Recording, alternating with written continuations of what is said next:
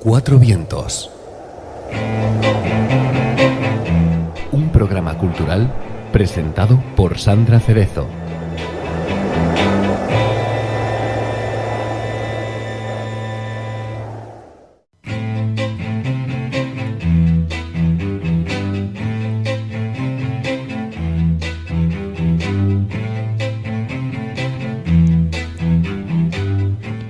Bienvenidos a Cuatro Vientos en Radio del Palmar, 108.0.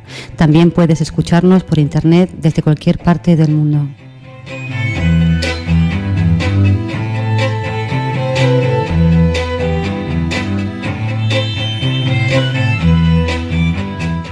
A la voz, Sandra Cerezo. Hoy el viento nos lleva hasta el castillo de Barbate. Comenzamos a volar.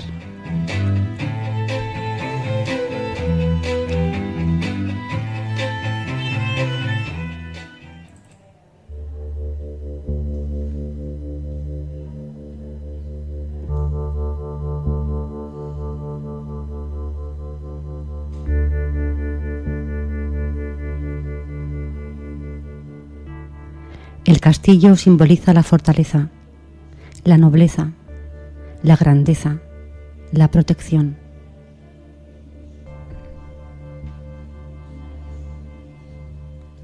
El primer castillo se llama silencio, el segundo conocimiento y el tercero voluntad. Una vez hayáis entrado en ellos, encontraréis la salida cuando hayáis aprendido lo que habéis ido a aprender, el caballero de la armadura oxidada.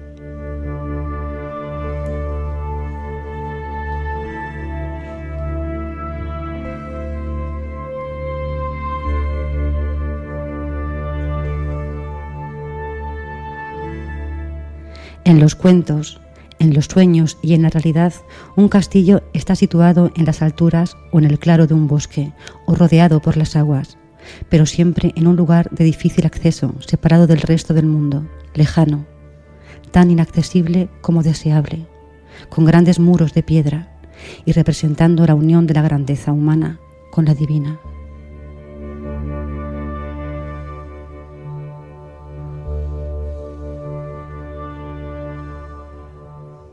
Castillo, del latín castellum, diminutivo de castrum, lugar fuerte, rodeado de murallas, atalayas, torres con aspilleras y almenas para ver al enemigo y también para esconderse de él, fosos de agua que lo rodean, puentes levadizos para dejarlo aislado y en su centro un patio de armas lleno de vida, con herrerías, tiendas, establos para los caballos, cobertizos para los animales, chozas, pasadizos, habitaciones y espacios diferentes para sobrevivir todo el pueblo en caso de ataque.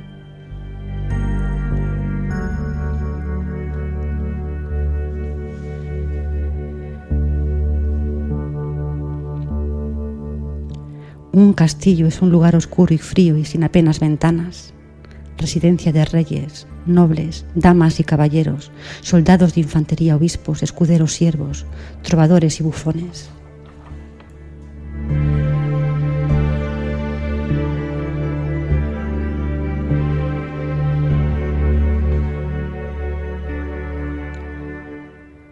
Los caballeros de un castillo nada tienen que ver con los bárbaros guerreros.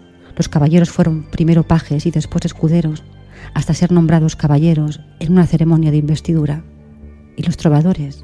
Los trovadores eran los poetas que contaban las historias de los castillos, contaban sus propias canciones de amor o de políticas, muchas veces improvisadas. Aún hoy podemos ver la influencia de los trovadores reflejada en los romanceros del carnaval gaditano, donde todos los temas se tratan con humor.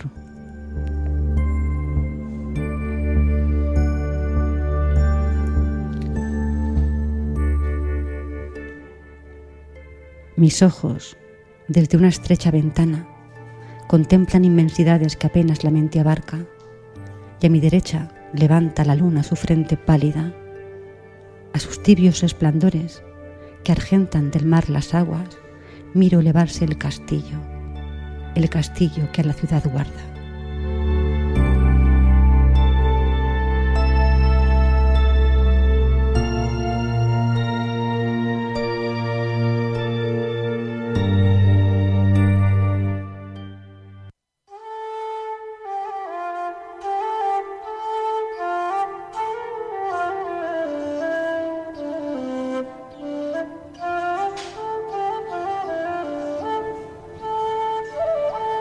La búsqueda del tesoro de nuestra historia es la búsqueda de nosotros mismos, porque tendemos a preguntarnos y queremos saber respuestas. El pasado nos pertenece a todos y nos explica cómo hemos llegado hasta nuestro presente.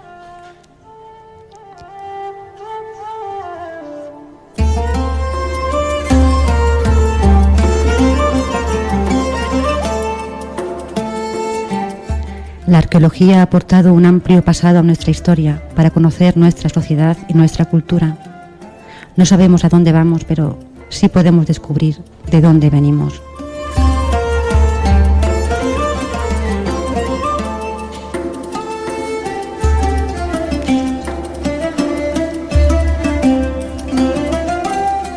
Y para hablarnos hoy de un castillo enterrado bajo la tierra de Barbate, ese castillo que va a dar valor a la historia de Barbate, tenemos al arqueólogo historiador Paco Flor. Hola, buenas tardes, Sandra. Buenas tardes, Paco. Maravillosa introducción. Qué bien, sí. Me estaba viendo en el castillo metido ya. Estamos ya todos metidos en un castillo. Muchas gracias por haber venido, Paco, y por haber propuesto este tema. Y además por haber propuesto que venga también Carmen Román, licenciada en Historia, arqueóloga y antropóloga física, que trabaja en las excavaciones del castillo de Barbate, con su empresa de arqueología Arqueoantropo, que además de formar parte de varios proyectos de investigación en la Universidad de Granada, también trabaja en Bailo Claudio. Buenas tardes, Carmen. Muchísimas gracias a vosotros por contar conmigo también, y muy agradecida. Pues qué bien que estés aquí. Además tenemos al teléfono a ver, Antonio Aragón, que es licenciado en Historia. Buenas tardes. Buenas tardes, Antonio. ¿Le escuchamos bien? A ver, Antonio, hola, buenas tardes. Sí, ¿puedes hablar? ¿Me oyes?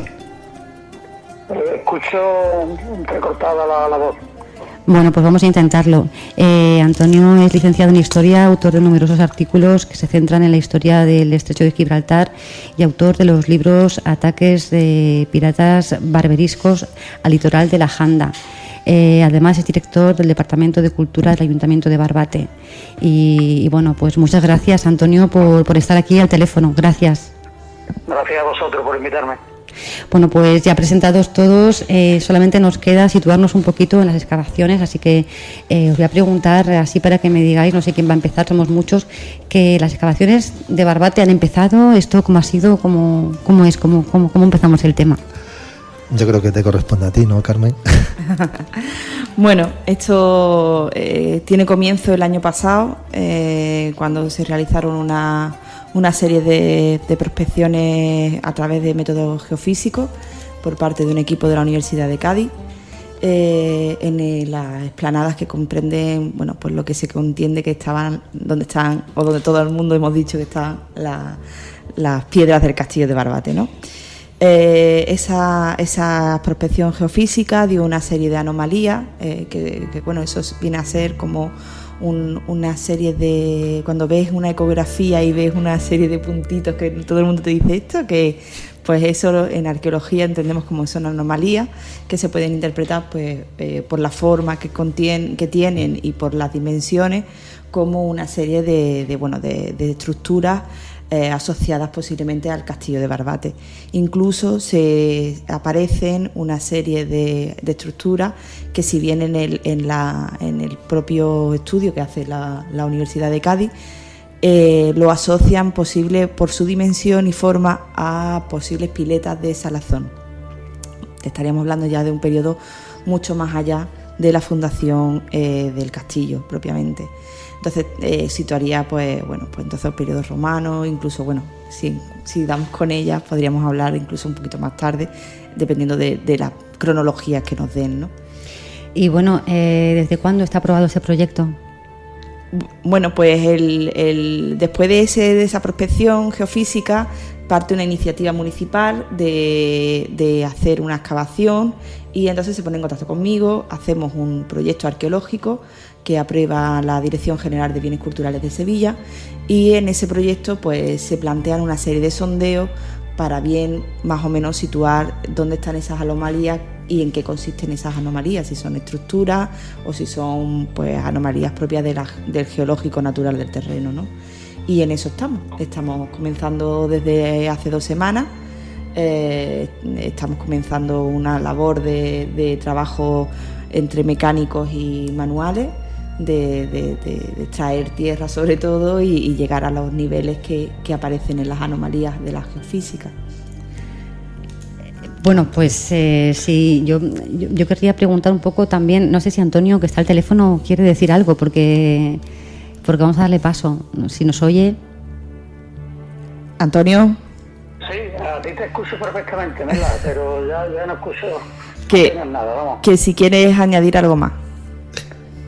Bueno, no, yo creo que básicamente has dicho lo principal, ¿no? El trabajo que hace la Universidad de Cádiz, a petición de la Delegación de Cultura del Ayuntamiento de Barbate, donde con el georradar pues, se ve una serie de piedras y tal que se salen fuera de lo que puede ser natural, y que a partir de ahí pues la misma UCA, la misma Universidad de Cádiz se aventura una hipótesis de que pudiera estar ahí los restos del castillo de Barbate. Pues el Ayuntamiento de Barbate pues decide acometer en principio unos sondeos, para lo cual te llamo a ti, una arqueóloga de nuestro pueblo, y que tiene un buen currículum, y a partir de aquí pues en fin, eso, llevamos una serie de días, estamos buscando el tema, a ver qué depara. ¿Y qué es una excavación arqueológica? ¿Perdón? Una excavación arqueológica, ¿qué es? Que para que todo el mundo lo sepa un poco, ¿qué significa? Yo creo que esa respuesta quizás se lo deba decir Mela, que es la arqueóloga, yo soy el historiador, si te parece bien. Me parece genial. Bueno, ¿qué es una excavación arqueológica? Dices mientras clavas tus pupilas en mis pupilas. Pues bueno, es que la excavación arqueológica consiste en realizar a través de una metodología científica un estudio de los diferentes niveles estratigráficos que se van generando con el tiempo, con el paso del tiempo, se van generando unidades estratigráficas, que así lo llamamos nosotros técnicamente, en la que vamos interpretando cómo va pasando el tiempo, cómo va cambiando la coloración de la Tierra en función del periodo cronológico en el que estemos hablando. Podemos ver una fase contemporánea, de función de los materiales que nos vayan saliendo, incluso materiales de construcción nos pueden ayudar mucho, y vamos a interpretando un poco lo que va saliendo en ese espacio que hemos abierto en la Tierra, ¿no? Entonces, el Departamento de Cultura del Ayuntamiento de Barbate, para que yo me aclare, que no lo tengo muy claro, ¿fue el promotor de la idea para que el castillo se desenterrara, o de quién ha sido la idea original? Sí, efectivamente. Bueno, Antonio creo que puede dar más información al respecto. El castillo de Barbate tiene una larga tradición, digamos, oral en el pueblo, porque está en un sitio que, en fin, tiene la centralidad del pueblo, ¿no? Es una zona donde de antiguo lo jugaban los niños con las piedras del castillo, y esto es una cosa que se ha ido ya transmitiendo oralmente de padre a hijos, y había aquí, en fin, había un interés en todo el pueblo por descubrir lo que pudiese quedar de ese castillo, porque ya sabemos que era cuando el castillo se queda en ruinas en el siglo XVIII, pues las piedras estaban reutilizadas en la construcción de las primeras viviendas de Barbate contemporáneos, y la mayor parte de todo el castillo pues acaba, digamos, conformando las viviendas locales, ¿no? Pero en fin, pues que la idea que están ahí, todavía pueden crear una estructura, y la idea era pues recuperarlas, ¿no? Y está dentro del pueblo, digamos que toca dentro del mismo pueblo, dentro del casco urbano, no hay prácticamente posibilidades ninguna de reconstrucción de edificios, por lo menos hasta ahora no las encontramos muchas tumbas del periodo romano, ciertos vestigios prehistóricos también, sobre piedras talladas y tal, pero lo que es estructura, sí sabemos que es un templo, pero nada más. Muchas gracias, Antonio. Pues muchas gracias, Antonio. No sé si quieres aportar algo más y cerramos la llamada, por lo complicado que es mantener la llamada dentro del debate. porque somos 3 personas, aquí no nos ven y estamos con el teléfono de mano en mano, cada vez que habla uno coge el teléfono, entonces pues es complicado, pero... Sí, me gustaría, ahora estoy escuchando perfectamente, que agradeceros el tema, el interés que estáis poniendo en esta cuestión y en fin, que es importante que desde los medios de comunicación pues se fomente todo el interés por la cultura y por la historia de por nuestras raíces, ¿no? Encantado de haber estado con vosotros. Pues vamos, el placer es nuestro. Muchas gracias, Antonio. Y antes de terminar, te quiere hacer Paco Flor una pregunta. Le voy a pasar el teléfono a él para que tú le oigas, porque solamente oyes a quien tiene el teléfono en la mano. Vale.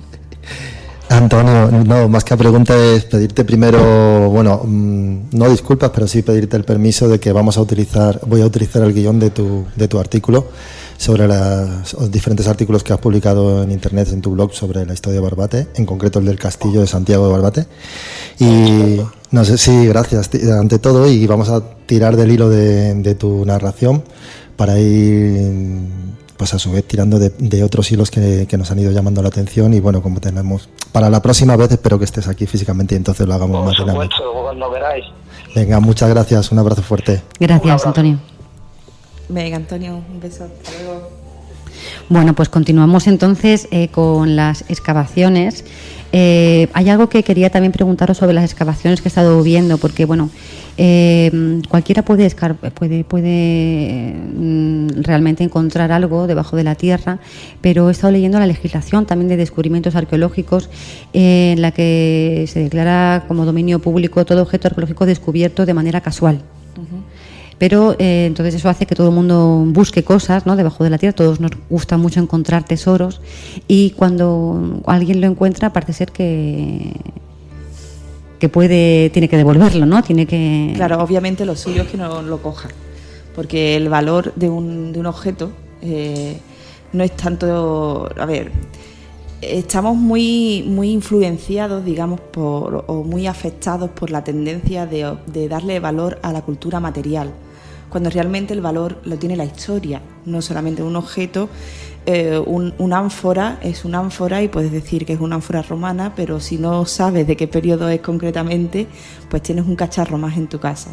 Entonces, si tú coges un elemento que te puedes encontrar en la playa, en el campo, y lo sacas de su contexto arqueológico, te lo llevas a tu casa, le estás robando toda la historia, pero no solamente se la estás robando al objeto en sí, se la estás robando a todo el mundo, porque es un patrimonio, pues en este caso nacional, autonómico o mundial, lo que encuentres, ¿no? Entonces estás haciendo un expolio, que es lo que se llama, y eso está penado por la ley. Entonces, cuando encuentras un objeto, tu obligación como ciudadano como ciudadana y con una actitud cívica es dar parte a las autoridades de donde se encuentra. Entonces la delegación de cultura territorial, pues de Cádiz, por ejemplo, se presenta en ese lugar y observa el objeto sin extraerlo igualmente y hace un informe. En ese informe pues determina qué valor tiene y si es necesaria una intervención o si simplemente se queda registrado que en esta zona es susceptible de aparecer una determinada cronología o unos determinados restos de cultura material de una cronología en concreto.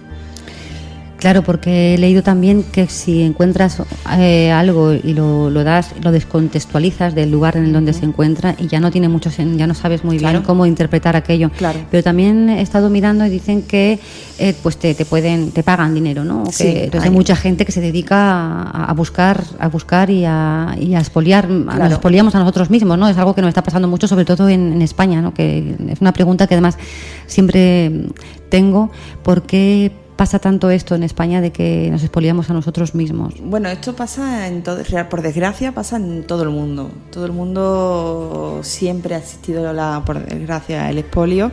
Andalucía, dentro de España, es la autonomía con mayor número de casos de expolio. Dentro de Andalucía, por desgracia, somos Cádiz y Jaén las dos provincias más afectadas por expolio. Cádiz por toda la cantidad de pecios que tenemos en nuestra costa, y Jaén pues por la cantidad de riqueza desde el mundo íbero y sobre todo por el ámbito de la agricultura, ¿no? El meter un arado levanta mucho la tierra y con lo cual pues eso hace aflorar determinadas piezas arqueológicas. Y bien, eso está penalizado por la ley. O sea, si a ti te pillan vendiendo, si a ti te pillan cogiéndolo, tienes delito de multa, pero si te pillan vendiéndolo tienes delito de cárcel por lo penal. Entonces hay que tener muchas ganas de ganarse 3 perras robándole no solamente a los demás. O sea, estás robándole a todo el mundo. O sea, no estás robando historia, estás robando a todo el mundo. Entonces, bueno, yo obviamente estoy totalmente en contra de todas esas actividades que se realizan actualmente, y siempre invito a que todo el mundo que se encuentre una pieza arqueológica no se la lleve a su casa, sino que se sienta orgulloso o orgullosa de que lo ha encontrado y decir, he encontrado una cosa, no me la he llevado a mi casa, he dado parte, y gracias a eso se está haciendo a lo mejor una excavación arqueológica que está dando trabajo a 15 personas, que va a fomentar el turismo en mi localidad y que bueno, pues puede convertirse en un gran yacimiento arqueológico gracias a eso. Y el tema de cuando encuentras restos arqueológicos en el lugar donde tú vives, que este tema también me parece me preocupa, no sé, te pregunto a ti directamente, porque a veces ocurre que hay personas que empiezan a hacer un sótano o empiezan a hacer algo en su parcela y encuentran restos, y claro, es un dilema, es decir, me quedo sin casa. Bueno, no, obviamente no. Eso se dan 2 situaciones. Si tú te compras una casa o un solar en una zona que tiene un nivel de protección arqueológica, que eso está catalogado por los planes generales de urbanismo de cada municipio, pues en ese caso tú te estás ya asumiendo el riesgo de que te va a salir algún resto arqueológico, porque sabes que esa zona está catalogada como zona arqueológica. Entonces, bueno, pues la delegación, para que te den el permiso de obra, vas a necesitar un informe arqueológico de que se ha realizado una intervención arqueológica en ese solar y que no se ha encontrado nada, o que se ha encontrado X cosa. ¿Qué pasa si lo haces sin...? Y bueno, y esto se ha dado en muchísimos casos. ¿Qué hace que una persona que empieza su excavación de su vivienda, hace su casa, y después se da cuenta, sin licencia de obra, y después se da cuenta que cuando quiere hacer una escritura necesita el permiso de obra de esa obra, y no puede obtener el permiso de obra sin ese informe arqueológico? Entonces, pues se han visto situaciones en las que se han tenido que derribar partes de la vivienda para poder realizar esa excavación arqueológica. La ausencia del conocimiento no exime el delito.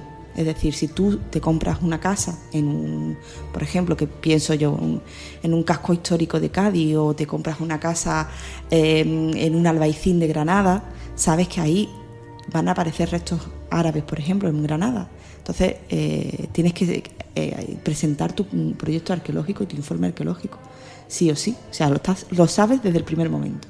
Entonces, no te puedes amparar a decir, no, es que yo no lo sabía, no, es que sabes dónde te estás comprando la casa. Ahora, diferente es en la situación en la que por el PGO esa vivienda no esté dentro de esa zona de control arqueológico y aparezcan restos arqueológicos. Pues igualmente que estamos hablando de la pieza que te encuentras en el monte cuando vas a dar un paseo, pues igualmente tienes que dar parte a la Delegación de Cultura y asumir esa intervención arqueológica. Porque si por cualquier motivo un vecino, una vecina, ve que en tu vivienda se han encontrado restos arqueológicos y te denuncia, igualmente vas a tener que tener un periodo o una multa grande, o incluso puede tener delito de cárcel, ¿no? Porque estás atentando contra el patrimonio cultural. Claro. Bueno, pues este tema siempre está ahí como muy presente muchas veces al hacer el sótano, ¿eh? Bueno, ¿algo más, Paco, sobre las excavaciones o continuamos viajando? Yo creo que Carmen va a tener que venir más veces. Llevan solamente 2 semanas y están en una fase poco... Sí, estamos todavía comenzando poco a poco. El proyecto está para 4 semanas. Bueno, estaba para 3 semanas, pero se va a prorrogar una semana más. Necesitamos hacer una serie de sondeos arqueológicos y en función de esa información, pues bueno, veremos a ver cómo la podemos interpretar y cómo podemos obtener mayor información. De momento, bueno, estamos en el Ecuador. ¿Llegaréis a roca natural? Estamos ahora mismo en una zona en concreto, estamos ya a niveles de geológico natural. Vale. Que estamos, de hecho, tenemos un paleorrío perfecto, vamos, un limo de río con cantos rodados y chinos de zona limosa, precioso. Un canto rodado, ¿me lo puedes explicar? Pues las piedrecitas que hay en los ríos, Sí. que cuando se van moviendo con el agua, se van redondeando cada vez más.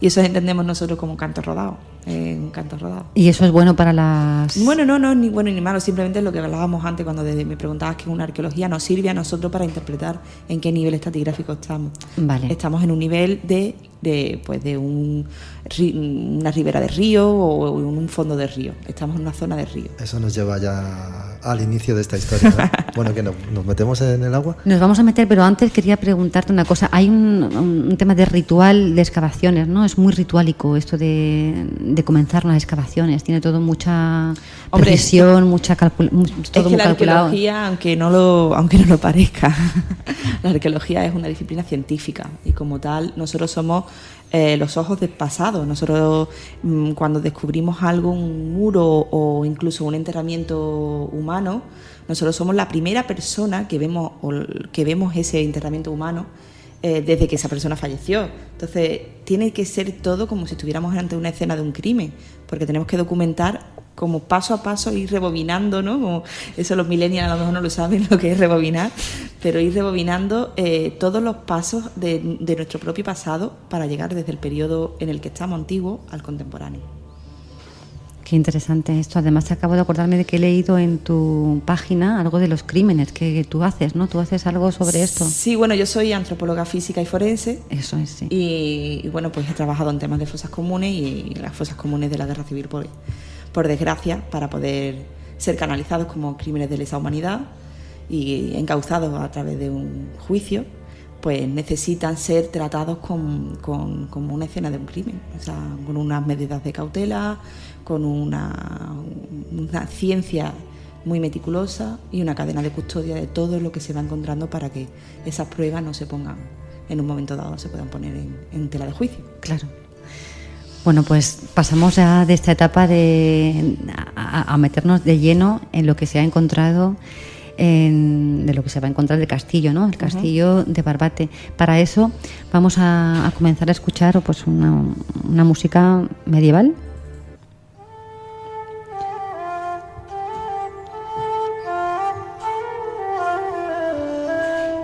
Esta música de flauta y clavecín nos lleva a la época medieval para que Paco nos hable un poquito de este castillo.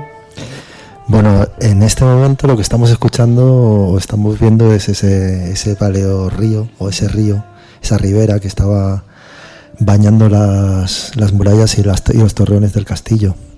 Estamos en el siglo XV y sobre posiblemente unas ruinas, de otra fortaleza o fortificación de época posiblemente hispano-musulmana, el segundo duque de Medina Sidonia, don Enrique de Guzmán, decide ordenar la construcción de una fortaleza. Las razones pues tienen que ver precisamente con ese paleo río del que tú estabas hablando antes, Carmen, y esa piedra, ese canto rodado, pues ahí de repente coge toda esa dimensión histórica, ¿no? Cierto. Te emociona ver lo que queda de ese río verdaderamente ahí, ¿no? Ese río que está mencionado en fuentes desde muy antiguo, al menos desde seguro de época andalusí, finales ya, siglo XIII, Jaldún y algunos otros historiógrafos, y seguro ya también del siglo XV, porque tenemos toda la documentación de lo que la Casa Ducal ha conservado en cuanto al ordenamiento y elaboración de realización, edificación de esa construcción. Me gustaría que escucháramos un poquito una cántiga medieval muy conocida, es la cántiga de Santa María.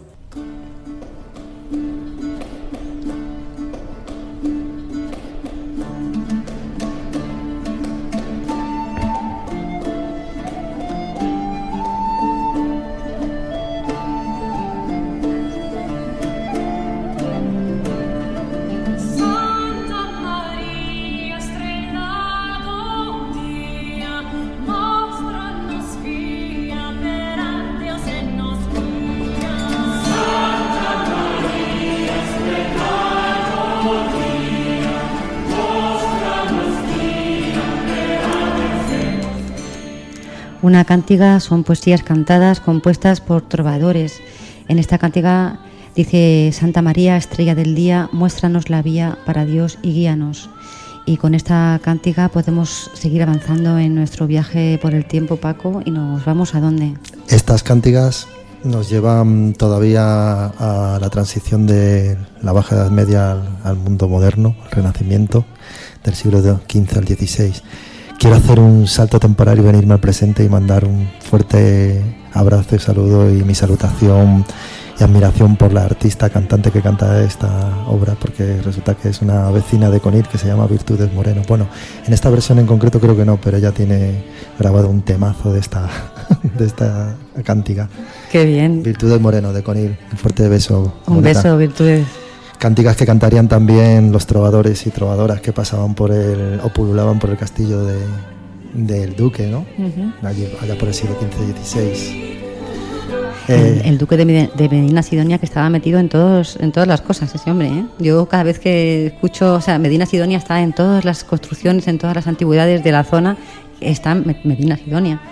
Hombre, algún día tendremos que hacer un monográfico de la Casa Ducal de Medina Sidonia, sin duda por derecho propio, y espero que vengáis. Antonio, gracias. Seguramente que te va a gustar estar con nosotros porque seguro que él sabe mucho más, ¿verdad? También. Seguro.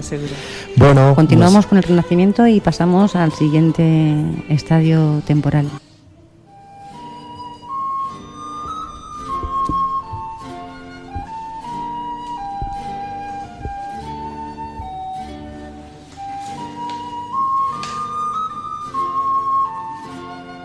Cuando quieras, Paco, cuéntanos dónde estamos.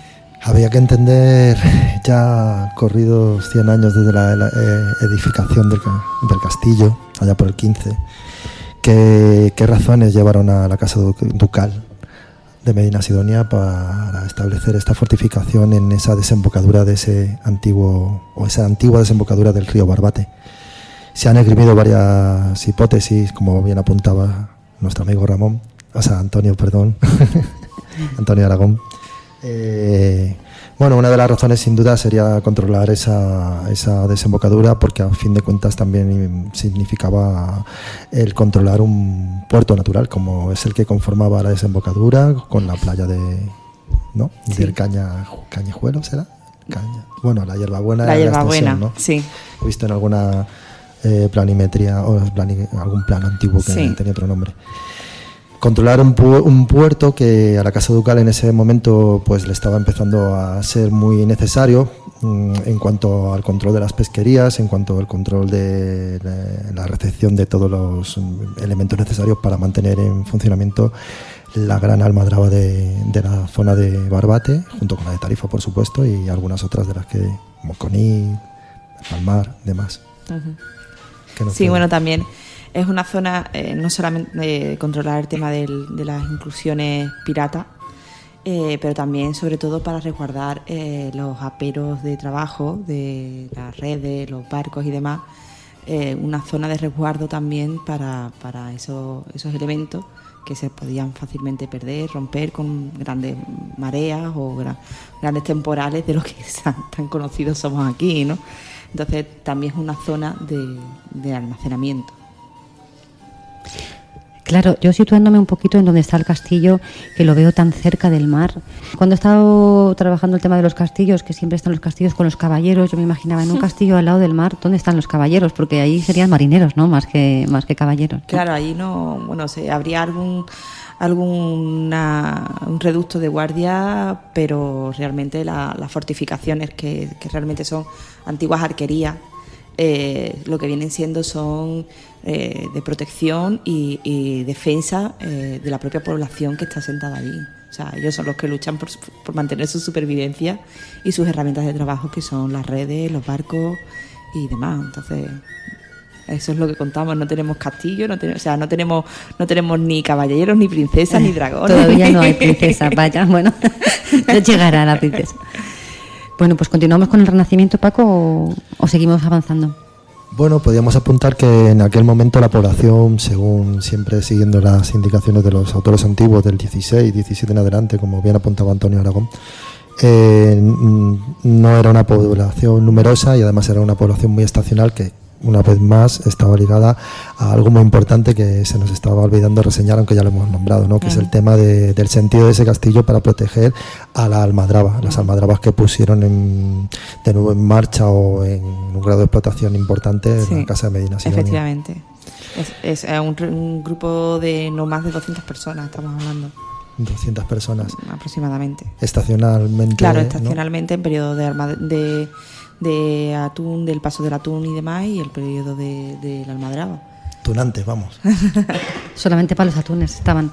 200 personas, estáis hablando de que la población que habría dentro de... O sea, en el castillo... En el castillo y alrededores. Normalmente el castillo siempre es una zona en la que la población se resguarda, vive de forma externa, y dentro del castillo normalmente la población se resguarda para eso, para protegerse, claro. Sí. Pero no para vivir dentro. Pero siempre vive alguien dentro, viven los armeros. En este caso no sabemos si había rey o no había rey, ¿no? No, obviamente rey no había. En este caso, en el castillo de Barbate no había rey. No había rey, pertenecía al ducado de Medina Sidonia, fue el que mandó construir el castillo, entonces por tanto le rinde servidumbre a la casa de Medina Sidonia. El señor del castillo es el señor de Medina Sidonia. Lo que había es un señor del castillo que era además el señor de Medina Sidonia. Efectivamente, pero no tiene por qué vivir ahí, sino mandaría alguien en su nombre a que o bien viviera allí, un gobernante o demás, que viviera allí, que ejerciera la labor que ejercería él, pero no tiene por qué vivir allí. También esos 2 siglos, XV, XVI, suponen un momento de crisis en el estrecho en cuanto a la seguridad de las poblaciones de ambas orillas. Volvemos otra vez a un tema que te ha gustado a ti mucho y que seguiremos también profundizando, el de la berbería, piratas berberiscos. Sí. Piratas berberiscos, barbateños, de alguna manera. Piratas berberiscos que además en ese momento todavía no se llamaban barbateños, pero que eran barbateños. Me estoy metiendo ya. Sí, nos estamos metiendo en otro tema. A ver, barbate es una palabra que tiene una raíz compartida con la palabra bereber, con la palabra bárbaro, con la palabra en el lenguaje bereber barbaguata. Entonces, esto ha sido un pequeño juego dialéctico utilizando la misma raíz. Pero eso que fueron tiempos difíciles para los barbateños. Entonces, claro, era muy necesario, no solamente en Barbate. Tenemos que recordar que de esa misma época son las fortificaciones, los castillos de Conil o el castillo de Pilas de Zara de los Atunes también es del ducado de Medina Sidonia, y es una cosa muy parecida. Igualmente para resguardarse en la zona en la que está. Me comentabas tú antes que no estaba, que tú recuerdas un castillo en lo alto de una loma, ¿no? O que controle el paisaje territorial. En este caso nosotros el castillo en esta zona, el paisaje territorial que tiene que controlar es la costa, la línea de costa. Entonces por eso el castillo de Zara está a pie de playa, aunque obviamente la orografía del terreno ha cambiado muchísimo desde que se construyó el castillo hasta nuestros días. Igualmente sucede en el de Barbate. Y no debemos de olvidar también que estamos hablando de una zona en la que la orografía varía mucho y se come mucha piedra, como decimos nosotros en arqueología, porque estamos hablando de arena de duna. Y eso con 3 levanteras te vienen y te tapan castillos, princesas y un ejército entero, vamos. Claro. De todas formas, hay gente todavía en Barbate que recuerda el castillo de pequeños. He estado también por ahí leyendo cosillas de gente que ha jugado por ahí. Yo misma he jugado. Ah, tú has jugado. Yo he jugado porque allí había una zona, que era un búnker de la Guerra Civil, y no miento, de la Segunda Guerra Mundial. Creo que se construyó en la Segunda Guerra Mundial. Y las piedras sobre las que se asentaban eran eran piedras usadas del propio castillo, o era un lienzo de muralla o una cimentación del propio castillo. Por detrás quedaba una muralla del castillo, e incluso hay fotografías en las que se ve la muralla con sus piedras y demás conservadas. Y es lo que contaba Antonio, el reciclaje ha existido toda la vida. Entonces, esas piedras se han usado para construir cimiento de casa. Esas piedras han venido gente con mulos y con carros y se las han llevado para construir las lindes de los campos. Entonces es una cantera natural, entonces pues por eso nos hemos perdido muchas piedras. Y yo misma en esa zona jugaba en el búnker, pues a tirarnos, a jugar, a hacer la croqueta y tirarnos por la duna, a jugar a las luchas de piratas en el castillo, y eso lo he conocido, mi generación lo ha conocido. Ya con la construcción del paseo marítimo quedó sepultado y se perdió toda esa zona. Pero esa es la zona más baja, porque ya digo que en la zona más alta tenemos todavía anomalías de la geofísica que posiblemente sean estructuras propias del castillo. El castillo que tenía, si no me equivoco, planta cuadrangular con 4 torres en las esquinas, ¿no? Torreones, ¿no? Sí. Y torreón en el centro. Y un torre de homenaje. De torre de homenaje. Y que incluso, que contaba con varias piezas de artillería apuntando hacia el mar, ¿no? Sí, efectivamente. Además, el lienzo frontal hacia el mar en este tipo de castillos, la construcción es con unos muros, unos arranques de muros muy gordos, muy anchos, porque claro, en detrimento de los muros que quedan hacia atrás, ¿no? Digamos, porque lo que hay que defender está delante, está en el mar. Entonces los cañones apuntan al mar y el muro que sea más infranqueable tiene que ser el de delante.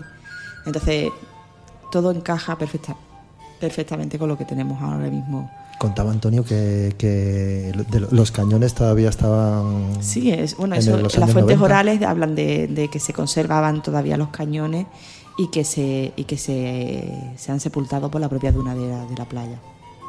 Qué interesante el tema del castillo. Lo que pasa que, la torre homenaje, en la torre homenaje sí que es una torre donde vive gente, ¿no? Normalmente.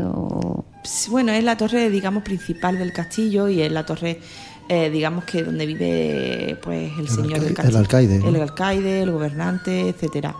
Pero estamos hablando que es un castillo de ocupación poblacional, entonces posiblemente esa torre se construyera por si acaso viniera algún día el duque y quisiera tener algún sitio donde alojarse.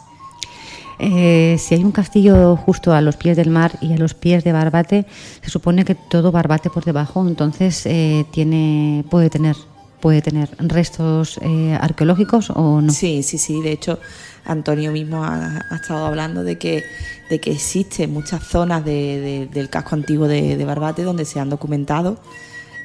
Por desgracia, muy pocas intervenciones arqueológicas, pero bueno, por iniciativa se han realizado, él mismo ha realizado alguna que otra, y se han documentado enterramientos tardoantiguos, y se han documentado enterramientos romanos, incluso una pileta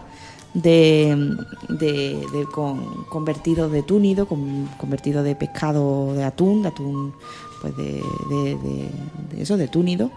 Y cerámica de periodo romano, de hecho se llama el pozo romano por eso, porque es una poza bastante profunda de desechos de alimentos y de cerámica empleada para la conservación de esos alimentos. No podemos hablar de una factoría, pero sí que podemos hablar de un centro de procesado de alimentos. Bueno, pues después de esta información así sobre las excavaciones, todavía que hemos vuelto otra vez al mismo tema, ¿seguimos avanzando? Pues verdaderamente tenemos un grueso de información aquí en este siglo XVI que nos va a costar darle al botón del XVII rápidamente, porque contextualizarlo, porque creo que es importante. Esa necesidad de poblar un territorio que hasta el siglo XVI había mantenido una complicación para ese proceso de población, pues por lo que estábamos mencionando de los peligros, de la piratería, intereses geoestratégicos del enfrentamiento entre el Imperio Otomano y los reinos hispánicos, etc. Bueno, guerra con Portugal, hay muchos. El ducado, la Casa de Medina Sidonia, intentó poner en marcha una serie de medidas para atraer población. Dio libertad de una excepción de tributos, dieron mucha primacía a la ganadería, que entonces no es raro tampoco ese matrimonio entre vacas retintas y atunes que tiene el municipio de Barbate, porque Barbate no solo son atunes, también son vacas retintas. Ahí tiene la Sierra del Retín y todavía hoy hay grandes explotaciones ganaderas que hacen honor a esas donaciones o ese interés de la Casa Ducal por favorecer medios de producción y medios de consumo para que la población pudiera tener pues ese incentivo, ¿no? Ese atractivo, ¿no? Tierras, ganado, ganadería, exenciones de impuestos, libertades a la hora de comercio. La circunstancia del siglo XVI al XVII estaba marcada también porque gran parte de esa población estacional se asentaba. Bueno, había muchísimos que venían de fuera, de Huelva, de otros pueblos de alrededor, Sevilla, en fin, los tunantes. Pero una parte importante se asentaba en la Barca de Vejer, que es donde estuvo ubicado el puerto comercial de la Janda, ¿no? Efectivamente. ¿Qué nos puedes decir de eso? Bueno, yo la verdad es que esa zona, la verdad es que desconozco, y mira que tengo raíces de Vejer, pero la verdad es que desconozco, simplemente sé lo que es la historiografía, ¿no? Lo que es esa fase de ubicación del puerto de la Janda, que era bastante importante, o sea, era un puerto muy conocido en todo lo que es la línea de costa, o sea, uno de los 4 puertos más importantes de toda la costa andaluza durante el 16-17, junto con Huelva, Sevilla. La Barca de Vejer, Cádiz, porque el río, o sea, ahí llegaba el río, ¿no? La navegabilidad del río. Eso, sí. Era muy grande, entonces en ese momento, porque toda esta zona ha cambiado mucho el tema de las aguas, ¿no? Claro, el castillo, perdona, también el otro día me parece que Paco me comentabas que estaba lleno de agua por todos lados, ¿no? Bueno, el castillo estaba, el río desembocaba delante de uno de los lienzos del castillo, me imagino que era el suroriental, ¿no? Sureste. Y luego en otro lienzo, el lienzo del oeste es el que daba al mar, ¿no? El que daba al mar, efectivamente. Y la otra parte era la que daba para el campero. Estaba como rodeado de agua. Sí, de hecho fíjate lo que es la paleorografía, ¿no? Que hasta muy recientemente a la zona esta de la playa que comprende todo lo que es la parte del final del paseo marítimo hacia el castillo, toda esa parte se le llamaba, en Barbate se le conoce como la playa chica, porque en un momento determinado, con una subida grande de marea, el agua se adentra hacia la playa y se queda esa zona de playa se quedaba totalmente aislada. Claro, ese agua va buscando la desembocadura del río, porque igual que sucede en la barra del río Barbate, que se unen en las mareas grandes, se une la desembocadura del río con el agua, ¿no? Y lo mismo sucedía, y no hace mucho, hasta hace bien poco, sucedía eso mismo en la playa de Barbate, que se le daba el nombre de la playa chica, y quedaba esa parte del castillo aislada. El otro día nos surgió una curiosidad. Este viaje está siendo mucho más divertido de lo que pensábamos, ¿eh? Estamos pegando unos saltos. El otro día se nos surgió una curiosidad. Se contempla que pudo tener algo que ver el tsunami, el maremoto del 18, de 1755, con el cambio de la desembocadura del río? Muy posiblemente, porque date cuenta que afectó el puerto de la Janda, es uno de los principales que se vio afectado por eso, o sea, muy probablemente también se viera afectado porque, claro, el río era una bifurcación de la desembocadura que conocemos actualmente, más la desembocadura que por donde pasaba el río, que era la más grande, ¿vale? Estaban activas las dos. Entonces, claro, posiblemente debido a esa situación que traiga tanto sedimento de la línea de costa hacia adentro, pues digamos que cegara esa entrada o imposibilitara esa entrada y dotara de mayor caudal a la zona del río que actualmente conocemos, y por eso se produjo esa división. Y esa colmatación del antiguo cauce. Efectivamente. ¿No? Sí, al final esa gran ola ha abarcado toda la costa. Es que se ve una especie de desierto, ¿no? de esta costa, que parece que toda ha sido afectada. A mí siempre me da esa impresión cada vez que hablamos del terremoto de Lisboa. Pero los maremotos han asolado, por desgracia, la línea de costa de gaditana nos han asolado desde tiempos atrás, porque, por ejemplo, en Bailo Claudia hay documentado un tsunami en el 391 a.C. que obviamente afectó a todo. Que asoló toda la ciudad. Entonces, y se tuvo que reconstruir desde cero, o sea que... Sí, mencionábamos precisamente eso con respecto al asentamiento del Cabo de Trafalgar hace una semana. Efectivamente. que además se aprecia perfectamente ese envite poderoso de esas superolas, y como posiblemente además por materiales en superficie no hay más allá del siglo II, creo que entonces coincide además por fechas con esos tsunamis documentados, ¿no? Efectivamente. Bueno, pues continuamos. Venga. ¿Continuamos hacia adelante? Sí. Hacia adelante porque ya nos vamos al siguiente siglo, ¿verdad? Sí. Nos vamos a este siglo de aquí, que es esta música barroca. Estamos en el siglo XVIII.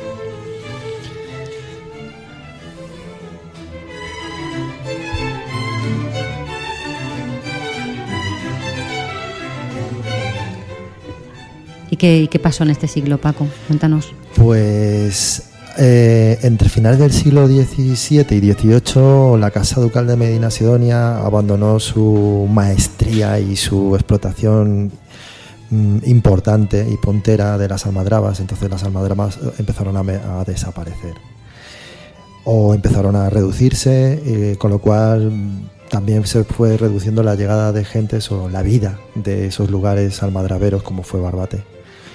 Esto unido a mediados del siglo XVIII, como estábamos ahora mismo apuntando, que además lo tenemos reseñado por fuentes, tenemos ahí gracias a fuentes del XVIII un par de años, o sea, unos cuantos años que nos marcan ese cambio de la desembocadura del río entre el 1756 y el 1764, pues hicieron que el castillo cayese en el abandono o en el desuso en un principio, manteniendo unas ciertas funciones todavía de defensa o de control del territorio y seguramente ya de lo poquito que quedaba de ese asentamiento humano, ¿no? Humano. De esa pedanía, de esa arquería. Hasta que finalmente ya seguro a partir del 1764, constatada el cambio de la desembocadura del río, el abandono empieza a entrar en una fase de acelerada que deviene en su recuperación de materiales, ¿no? Efectivamente, en el reciclaje, como digo yo, en el uso de esos materiales de construcción para pues bien, como decía Antonio, para los cimientos de las nuevas viviendas que se iban asentando en la localidad, o incluso para lindes de zonas de ganado, zonas de cultivo, etcétera, etcétera. Entonces se van comiendo poco a poco las piedrecitas del castillo, y entre eso y la arena pues nos queda el recuerdo del castillo. Las ruinas del castillo. Nos vamos a las ruinas del castillo. Para las ruinas del castillo hemos traído una pieza de Erik Satie.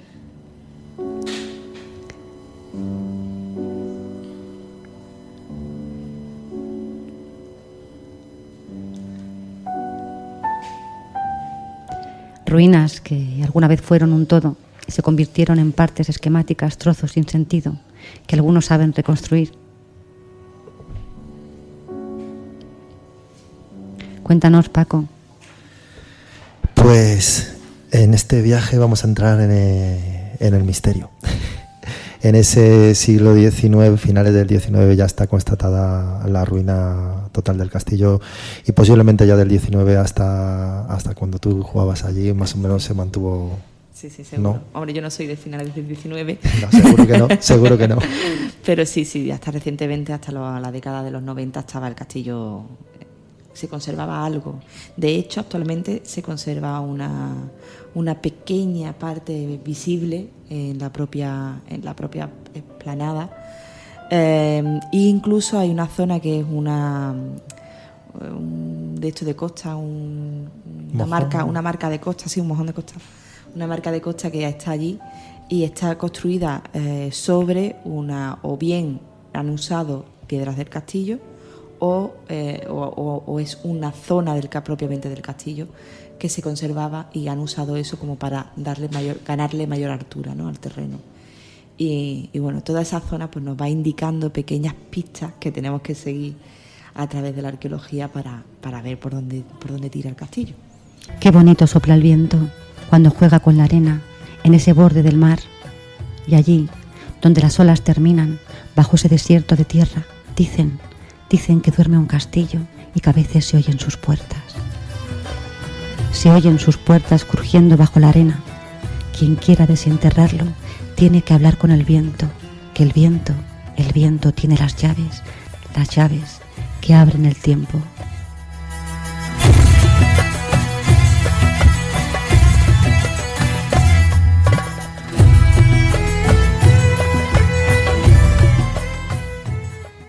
Hasta aquí el vuelo de hoy. A la voz, Sandra Cerezo. Has escuchado el programa Cuatro Vientos en Radio El Palmar.